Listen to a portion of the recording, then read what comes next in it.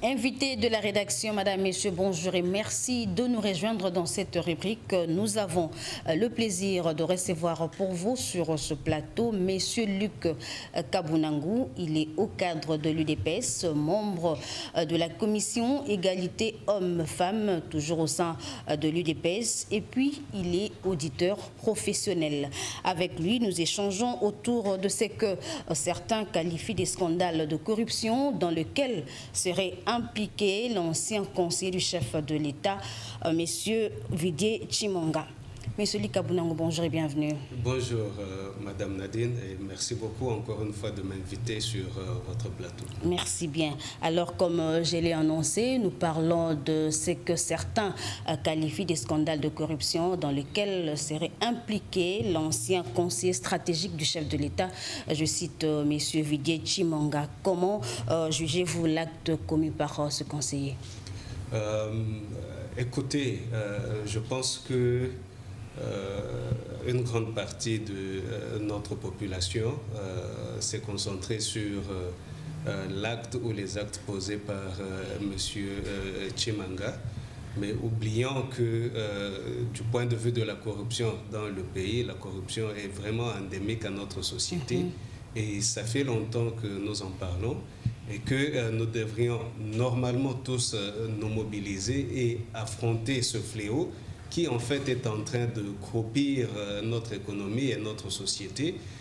On en parle très rarement, mais ici, on saisit l'opportunité pour jeter la pierre sur un individu, mais continuer de cette matière ne résoudra jamais le problème de corruption dans la République.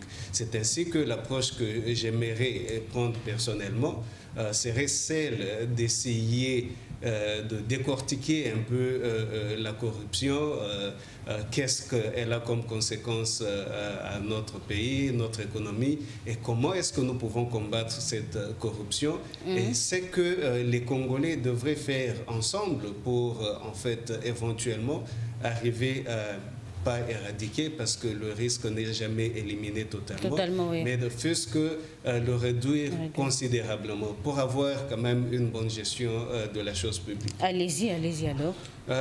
Bon, je pense que nous avons une opportunité de par ce qui vient de se passer. Pour que nous puissions parler un peu plus ouvertement, essayer de nous détacher de la personne qui a commis l'erreur, parce que la peste, comme j'ai publié il y a 1 ou 2 jours dans un de mes tweets, elle est déjà dans la jungle et tous les animaux en souffrent. Crier à veau sur le baudet, alors que tous nous sommes quelque part affectés, infectés, je pense que ne résoudra pas le problème. Nous devons nous mobiliser, nous devons chacun faire sa partition là où il est pour affronter avec détermination cette histoire de corruption dans notre société. Et il y a autant d'institutions qui ont un rôle à jouer pour combattre la corruption. Le Parlement, il a son rôle, les cours et tribunaux ont leur rôle. Au niveau de l'administration, de la gestion administrative et de tous les individus qui sont impliqués, au niveau des fonctionnaires publics, au niveau de la population, parce qu'il y a, par exemple, des lanceurs d'alerte. Ça peut être dans la population en général. Voilà pourquoi nous disons il y a un rôle à jouer, que tout le monde devrait faire sa partition et y aller avec une détermination, parce que nous ne cessons de rappeler que la pauvreté au niveau de la République démocratique du Congo affecte les 3/4 de la population, et c'est une pauvreté à un niveau extrême, moins de $2 par jour, par jour. Et avec cela, j'aurais voulu voir une mobilisation de tous les Congolais, des dirigeants à leur niveau, des institutions et des structures, et faire un combat acharné, déterminé, pour vraiment réduire la corruption et avoir un certain suivi assez rigoureux où la population devrait avoir son mot. Ça veut dire que nous devrions avoir, par exemple, des rapports, si pas mensuels, même trimestriels, sur la corruption. Qui nous donne ces rapports dans le pays? Nous ne les avons pas. Personne. Et les gens qui commettent cet acte odieux, qui est en train d'appauvrir la République, qu'est-ce qui leur arrive? Et quand nous avons des rapports détaillés, nous savons voir finalement qu'est-ce qui est commis, qu'est-ce qui est perdu, qu'est-ce qui est arrivé, pour qu'éventuellement il puisse y avoir une contrainte contre les perpétrateurs de corruption, pour commencer à résoudre la question. Merci, mais pensez-vous que ça pourra marcher un jour? Absolument. On arrivera à réduire le taux de la corruption dans ce pays? Absolument. Ça a été fait dans d'autres pays. Pourquoi pas chez nous en République démocratique du Congo? Mais comment y arriver? Il y a bien évidemment différentes choses, différentes mesures que l'on peut prendre pour attaquer la corruption. Par exemple, il y a d'abord la formation. Il faut avoir un personnel bien formé. Il faut faire la promotion des facteurs de bonne gouvernance qui assurent à ce qu'il y ait des contrôles assez rigoureux dans l'administration et qui fassent que ça soit difficile de commettre des actes frauduleux. Par là, certaines des mesures peuvent être... il y a des efforts qui sont déjà fournis dans ce sens-là. Numériser en fait la gestion de la chose publique et ne pas rester dans une gestion manuelle avec du papier qui peut se perdre à n'importe quel moment, mais avoir des systèmes bien intégrés avec des contrôles qui sont intégrés dans les systèmes de telle sorte que pour commettre des tricheries, ça sera difficile parce que dans les systèmes, on peut avoir la traçabilité et il y a autant de choses, de mesures. Si on demande aux experts dans le domaine, ils peuvent donner des éléments. Je pense que j'ai fait des tribunes dans le passé énumérant certains facteurs qui pouvaient qu'on pouvait prendre comme mesure pour essayer de combattre et réduire la corruption dans notre société.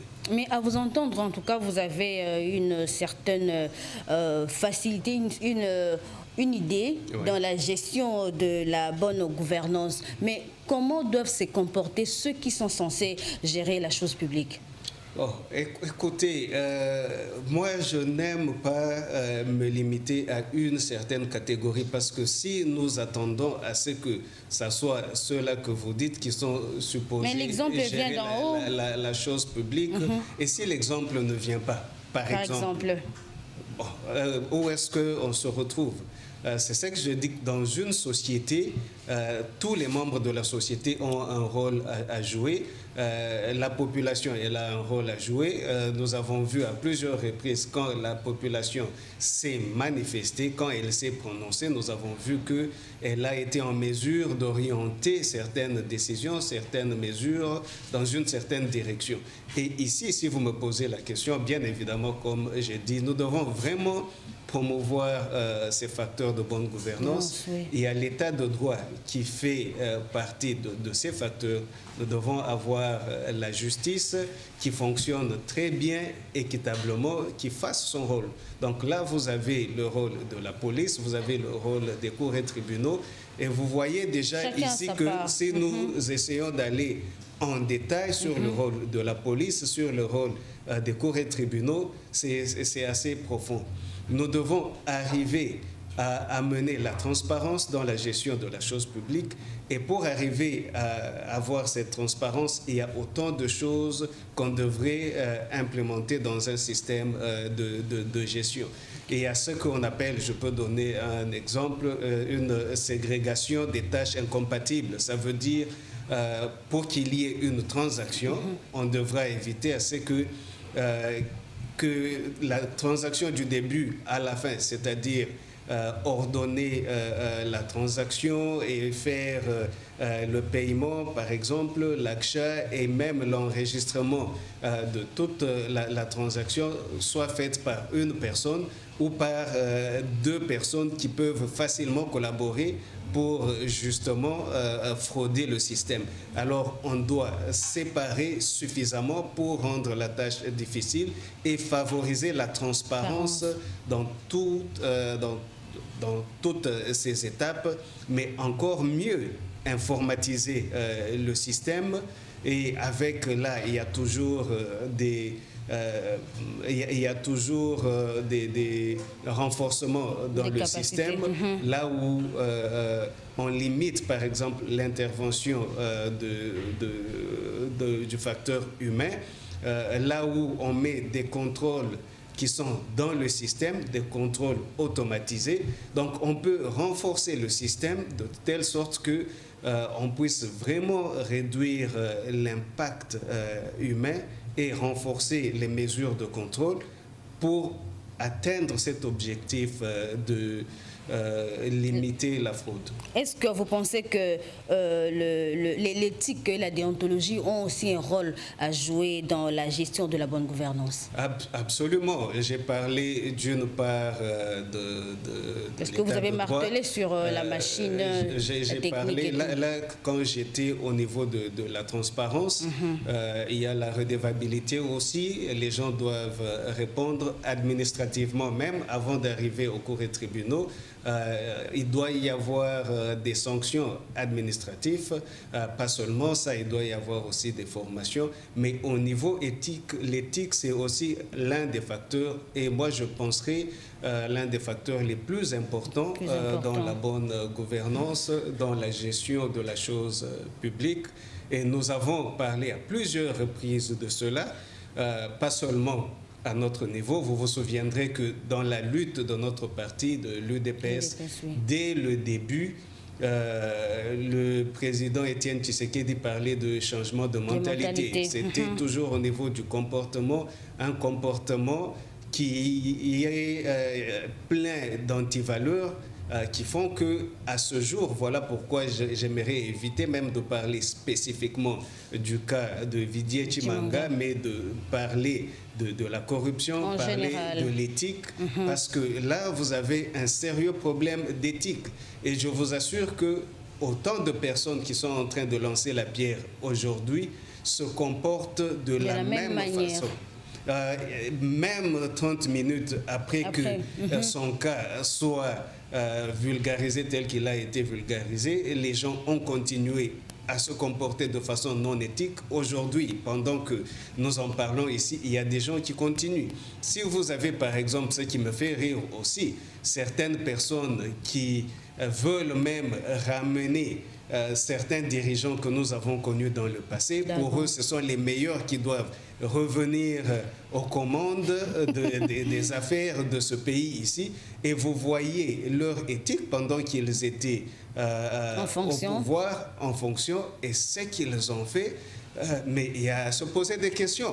Comment est-ce que cette catégorie de personnes peut se mettre debout aujourd'hui et jeter la pierre sur le conseiller Tshimanga?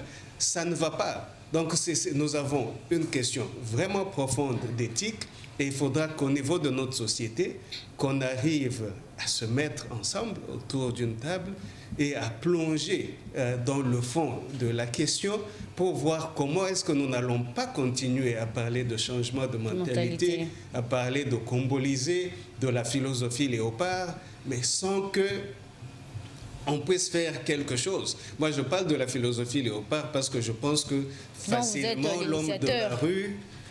merci beaucoup. Facilement, l'homme de la rue peut comprendre de quoi il s'agit parce qu'au moins nous avons une image que nous pouvons présenter. Moi, je dis que dans la philosophie léopard, qui est l'état d'esprit que nous avons tous les Congolais, lorsque nos fauves sportifs sont sur terrain, prenons l'exemple des footballeurs, ils sont sur terrain pour défendre les couleurs de la République. Voilà, encore là, c'est le Congo qui est en action.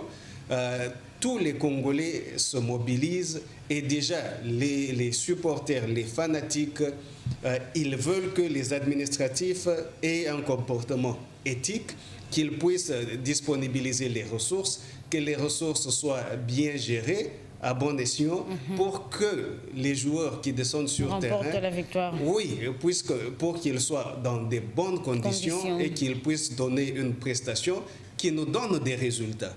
Voilà ce que nous cherchons, le résultat. En même temps que les supporters veillent sur ça, ils s'expriment. Vous, les journalistes, vous faites la même chose, vous faites des analyses pendant des périodes et des périodes, avant même après les grandes rencontres sportives. Mais nous voulons la même chose des joueurs. Nous n'allons pas tolérer à ce que le goalkeeper qui est là prenne de l'argent chez l'adversaire et laisse entrer des buts. Ce n'est pas seulement l'entraîneur qui va le sanctionner, les administratifs vont se prononcer et même le public va se prononcer aussi. Voilà comment est-ce que je présente la chose pour faire comprendre quand même à nous tous Congolais que de la même façon que nous pouvons avoir cette image aussi claire dans notre esprit des léopards, nous pouvons l'appliquer dans une certaine mesure sur des questions fondamentales comme celle-là qui impliquent vraiment le bien commun de la République. Nous parlons de la lutte contre la corruption, la gestion de la chose publique, mais il y a une certaine opinion, M. Luc, vous êtes de l'UDP, je crois que vous avez déjà entendu parler, qui dit que le chef de l'État est mal entouré. Est-ce vrai cette opinion ? Bon, c'est une opinion que je n'ai jamais vu tester. Hein. Quand on dit il est mal entouré, qui est le mauvais entourage là-bas? Les cas précis. Combien de personnes sont autour du président de la République? Certaines personnes, vous ne les connaissez même pas. Aujourd'hui, nous sommes en train tous de jeter des fleurs sur le ministre des Finances, le ministre Nicolas Kazadi, mais avant qu'il ne soit exposé tel qu'il est aujourd'hui en tant que ministre, il faisait partie de l'entourage du président de la République. Pas beaucoup de gens le connaissaient. Certaines personnes peut-être entendaient son nom, mais ne pouvaient pas associer le visage à la personne. Donc on ne le connaissait pas. Il y a autant de gens autour du président qui sont valables. La question d'éthique, elle est fondamentale et elle est valable partout. Et je pense que c'est cela que nous devrons adresser parce que du point de vue des compétences, vous pouvez en trouver un peu partout, il y en a en abondance. Mais il y a la question d'éthique qui est aussi fondamentale. Vous verrez dans autant de sociétés, surtout les sociétés qui sont les plus progressistes, la question d'éthique est très très importante pour voir qui est-ce qu'on devrait employer entre deux candidats. Il y a la question d'éthique qui revient et l'évaluation pose aussi sur l'éthique. Là, on rentre dans le passé des candidats pour voir est-ce qu'il a un casier judiciaire ou est-ce qu'il a grandi, est-ce qu'il a des références. Mais ça nous amène à une autre question aussi. La base des données civiles des Congolais, elle est très très importante. Pour être en mesure de faire du bon travail d'éthique, d'évaluation d'éthique des candidats, il faut avoir une bonne base de données civiles. Donc, quand on parle ici d'identification de la population, c'est un élément crucial, très très important. Et je pense que même du point de vue de la sécurité de la République, nous souffrons de ce manque d'identification de la population. Et voilà que partout à nos frontières, n'importe qui peut entrer et se réclamer congolais et chercher à occuper une partie de notre territoire. Donc, pour revenir sur la question de l'éthique, il est fondamental que nous puissions aussi avoir une base de données civiles. Nous ne parlons pas de la personne Villiers Chimanga, nous parlons de l'acte qu'il a posé, mais est-ce que c'est vrai, il semble qu'il aurait démissionné, je ne sais pas si c'est vrai ou faux, mais est-ce que cette démission vaut la peine ? En termes de sanctions. Je pense que c'est déjà commandable. La démission n'est pas une sanction. Ça, c'est de son côté qu'il a reconnu l'erreur ou peut-être pas reconnaître l'erreur parce que selon ce qui circule dans les médias, la démission, elle est motivée par une question d'honneur et non pas l'acceptation de l'erreur de la faute commise. Je pense que c'est déjà une bonne chose. Sinon, pour revenir sur des questions de redevabilité, je pense que au-delà de cela, s'il n'avait pas démissionné, il aurait été approprié qu'il y ait une procédure administrative qui étudie son cas jusqu'à établir les faits et que la sanction puisse en suivre, parce que la redevabilité comporte aussi la réponse sur ses responsabilités et ses erreurs, ses fautes, ses crimes et la sanction. Monsieur Luc, nous tendons petit à petit déjà vers la fin de cette rubrique. Vous militez pour la bonne gouvernance, vous combattez les antivaleurs, entre autres la corruption. Aidez-nous à comprendre quelques méthodes dans 2 ou 3 minutes pour mettre fin à ce fléau. Je pense que le chemin est encore très long, pour notre République, vu le niveau d'abord de la corruption elle-même dans notre société et le niveau des défis que nous avons au niveau de notre pays. Presque tout est priorité pour notre pays aujourd'hui. Mais moi, je pense que parmi les grandes priorités, je venais de le dire tout à l'heure, cette base de données civiles, elle est urgente, il faut l'établir, il faut faire l'identification le plus vite que possible. Le plus vite possible. C'est à ce moment-là que nous saurons, même quand vous commettez quelque chose sur la route, donc c'est comme un soubassement. On peut vous retracer facilement et là vous pourrez répondre. Mais quand c'est difficile qu'on vous retrace et que vous répondiez, ça devient compliqué. C'est ainsi que même les gens qui se retrouvent dans cette catégorie de corruption, corrupteurs, de fraudeurs, ils les échappent parce que c'est difficile de les retracer et de les trouver. Il suffit qu'une personne se déplace de Kinshasa, il va en province, c'est presque fini. Et il y a, nous l'avons dit, au niveau des lois, de l'état de droit, la justice, elle doit jouer son rôle. C'est très, très important. Sans la justice, c'est compliqué. Et la justice, elle est basée toujours sur la vérité. C'est là que l'élément transparence vient aussi dans le jeu, entre dans le jeu. Il faut vraiment avoir des systèmes de gestion qui sont transparents. Et il y a autant de mesures qu'on peut monter dans un système pour assurer cette transparence. Il y a des questions de formation qui passent par la formation éthique. L'éthique, c'est aussi simple que promouvoir et tenir des valeurs qui sont acceptées dans la société, telles que l'intégrité, l'honnêteté, la politesse, le respect, toutes ces valeurs qui nous permettent de bien vivre en société, savoir que c'est mauvais de voler, il ne faut pas voler, c'est mauvais d'insulter, toutes ces choses, vous voyez déjà comment ça se passe dans notre société. Qui favorise la gestion de la bonne gouvernance. Donc, il y a tous ces éléments-là. Il y a aussi les normes et standards internationaux. On n'a pas à chercher à réinventer la roue. Nous pouvons voir les normes qui existent déjà. C'est ainsi que certaines des choses dont je parle ici existent déjà.